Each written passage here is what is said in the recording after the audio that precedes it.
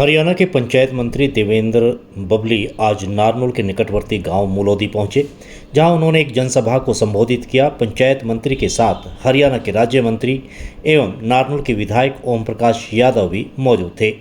कार्यक्रम में जहां पंचायत मंत्री देवेंद्र बबली ने प्रदेश में विकास कार्यों को लेकर लंबी चौड़ी बातें की और दावे किए कि मौजूदा सरकार में आज गाँव की दशा बदल रही है। उन्होंने कहा कि ग्रामीण क्षेत्रों में विकास करवाना सरकार की प्राथमिकता है और इसी के तहत गांव में विकास कार्य करवाए जा रहे हैं। पंचायत मंत्री ने कहा कि ई प्रणाली के माध्यम से ग्रामीण क्षेत्रों में विकास की गुणवत्ता अच्छी होगी, गांव का विकास, गांव में पैसा लगेगा और गांव का विकास भी होगा।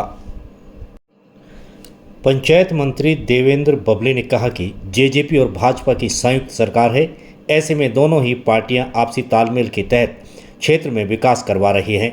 अगला लोकसभा चुनाव बीजेपी के साथ होगा या अलग, इस पर देवेंद्र बबली ने भविष्य पर बात छोड़ देने की बात कही।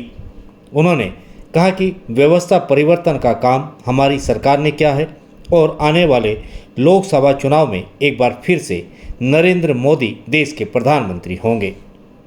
चला रहे आज भारतीय जनता पार्टी और जननायक जनता पार्टी की गठबंधन की सरकार है। बराबर की चुनाव हुआ, दोनों पार्टियों ने अपने अपने मैनिफेस्टो से लोगों के बीच में जाकर चुनाव लड़ा।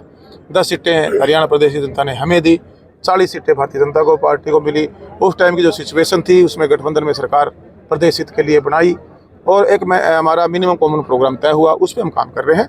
और दोनों पार्टियों की तरफ से हो, चाहे दोनों पार्टियों के जो चुने विधायक हो, चाहे आज सरकार में जो जिम्मेवारी हम काम कर रहे हो, हम सबकी ये ड्यूटी बनती है कि हरियाणा प्रदेश कैसे आगे बढ़े, इस पे प्राथमिकता से हमें काम करना चाहिए। आज के जो ताजा जो परिणाम आए कांग्रेस के पक्ष में स्टेट का, क्या उसका हरियाणा में भी असर होगा? देखिएगा, ये चुनाव है, चुनावों में हार जीत स्टेट वाइज होती रहती है। आज अगर पूरे देश की बात करेंगे तो माननीय नरेंद्र मोदी जी ने देश को बहुत आगे बढ़ाया है। मेरा ये मानना है कि आने वाला चुनाव पार्लियामेंट का आएगा, तब दोबारा से देश उनको देश का प्रधानमंत्री तीसरी बार देखना चाहेगा। जेजेपी भी पार्लियामेंट में गठबंधन रहेगा या फिर अलग अलग? ये कहना भी बड़ा एडवांस है।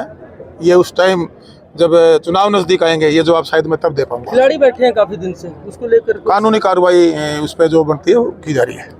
बुर्द होता था, जिस पैसे की बार बार शिकायतें अधिकारी कर्मचारियों पर एलिगेशन लगते थे, या हमारे जो चुने प्रतिनिधि थे, आपने देखा होगा उनके खिलाफ भी बहुत सी जांचें चली हुई हैं। तो वो रोकने का हम काम करेंगे और जो पैसा डेवलपमेंट का है वो एक एक पैसा लगे, इसको हरियाणा को किस पायदान पे देख रहे हैं? पायदान पे हरियाणा, मैं ये मानता हूँ कि सबसे बेटर तरीके से हम काम कर रहे हैं। और हमारा हरियाणा में जो आज गांव का जो डेवलपमेंट है, अब देखिएगा हमारे देश के प्रधानमंत्री जी ने, हमने पिछले बजट सेशन में हमारी सरकार की घोषणा थी, माननीय मुख्यमंत्री ने घोषणा की थी, मेरे सुझाव था अब पूरे देश में माननीय प्रधानमंत्री लागू करने का काम किया लाइब्रेरी को। तो हरियाणा बहुत से ऐसे पहल करता है जो एक उदाहरण स्थापित करते हैं और वो पूरे देश में इम्प्लीमेंट होती है। हरियाणा देखिएगा, कोई भी काम किसी बेनिफिट को सोच के नहीं किया जाता है। एक ये व्यवस्था परिवर्तन हमारी सरकार ने की है और जितनी भी व्यवस्था परिवर्तन देखी है, परिवार पहचान पत्र से जो लोग एलिजिबल थे अंत्योदय योजना के तहत, तो आखिरी छोर पे बैठा परिवार था जिस उस लाभ से वंचित था, हमारी सरकार ने वो लाभ वहाँ तक पहुँचाने का काम किया है। इसी प्रकार पंचायत में सिर्फ और सिर्फ गली नाली और चौपाल, मैं ये कह सकता हूँ हरियाणा के हमारे गांव का संपूर्ण विकास नहीं है। उसको हम आगे बढ़ाने के लिए हमने जो योजनाएं बनाई हैं, परियोजनाएं लागू की हैं, आपने देखा होगा ये लाइब्रेरी मुख्यमंत्री जी की घोषणा में हम उसको अब बना के देने जाने लग रहे हैं। जिम की बात हो, महिला संस्कृति हो की बात हो, अपने व्यायामशाला बनाने की बात हो, पार्क बना के देने की बात हो, गांव के अंदर स्टेडियम है उनका सुधारीकरण की बात हो, जो ग्रे वाटर वेस्ट वाटर जहां कई गांवों में पानी भराव की बड़ी एक समस्या थी, उसको दुरुस्त करने की बात हो।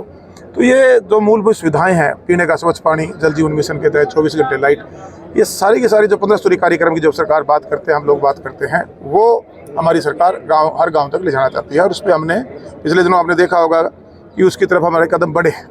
कोविड की वजह से शुरुआत में जब सरकार बनी गठबंधन की सरकार, तो थोड़ा स्लो प्रोसेस रहा क्योंकि उस समय ही ऐसा था। अब आने वाला जो समय हमारे पास है, जो हमने पिछले समय से इस पर पूरा ताकत लगाई है और ये डिलीवरी हम जनता तक देश के और गुणवत्ता के साथ देश के, इसको हम सुनिश्चित करने में लगे। देखिएगा, इसमें एक जवाबदेही तय हुई है। सरकार ने जो भी जहाँ जिस सीट पर, चाहे हम लोग चुने लोग हैं, चाहे हमारे कर्मचारी अधिकारी हैं, हम सब की जवाबदेही है और वो जवाबदेही हमने तय की है। ई टेंडरिंग प्रणाली से जो काम मैनुअल होते थे अब वो सॉफ्टवेयर के माध्यम से होंगे और उसमें समय सीमा भी तय होगी, काम की गुणवत्ता का भी उसमें आप जवाबदेही तय होगी